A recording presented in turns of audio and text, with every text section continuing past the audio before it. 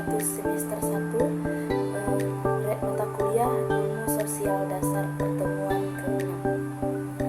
Sekarang di pertemuan ke-6 ini kita akan menjelaskan tentang struktur sosial. Kita ke pengertian struktur sosial.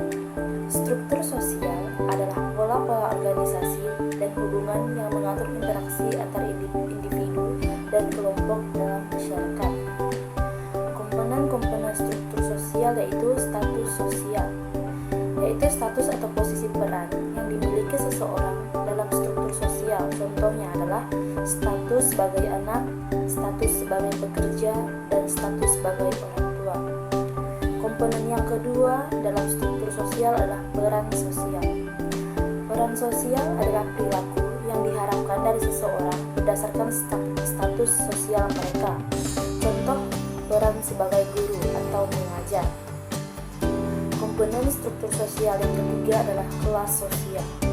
Kelas sosial adalah pembagian masyarakat berdasarkan stratifikasi sosial yang biasanya terkait dengan faktor ekonomi, pendidikan, dan kekuasaan, seperti kelas atas, kelas menengah, atau kelas bawah.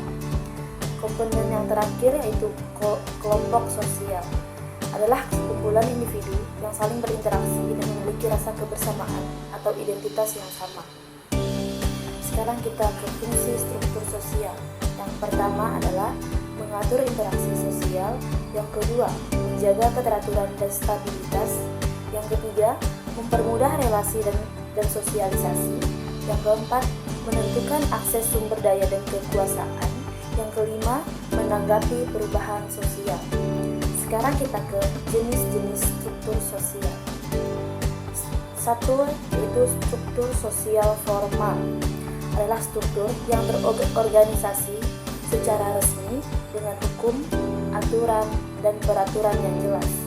Ini termasuk organisasi pemerintah, lembaga pendidikan, dan perusahaan. Yang kedua adalah struktur sosial informal.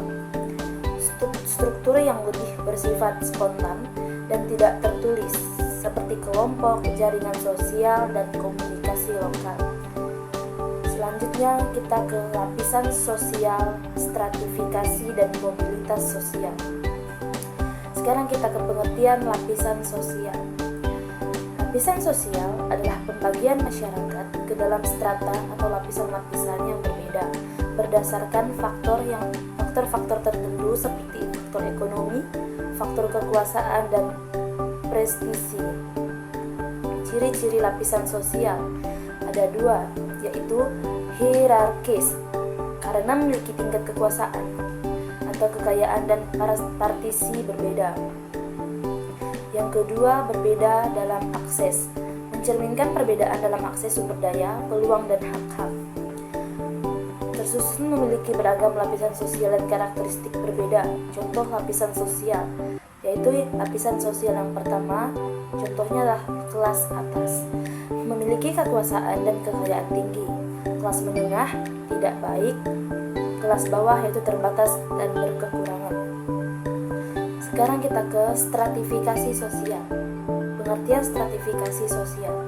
Stratifikasi sosial adalah sistem pengelompokan masyarakat berdasarkan kriteria tertentu yang menciptakan lapisan-lapisan berbeda. Faktor-faktor yang mempengaruhi mobilitas sosial. Yang pertama, faktor pendidikan. Yang kedua, faktor ekonomi. Yang ketiga, keluarga dan jaringan sosial. Dan yang keempat adalah kebijakan sosial.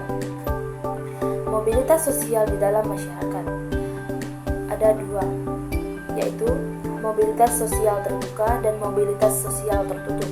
Di sini saya akan menjelaskan tentang mobilitas sosial terbuka. Mobilitas sosial terbuka atau sistem sosial yang memungkinkan individu untuk bergerak bebas di antara lapisan-lapisan ini. Sosial bisa berdasarkan pencapaian pribadi. Mobilitas sosial tertutup. Mobilitas sosial tertutup adalah sistem sosial yang membatasi pergerakan individu antar lapisan sosial, seringkali berdasarkan faktor-faktor seperti kasta atau status kelahiran.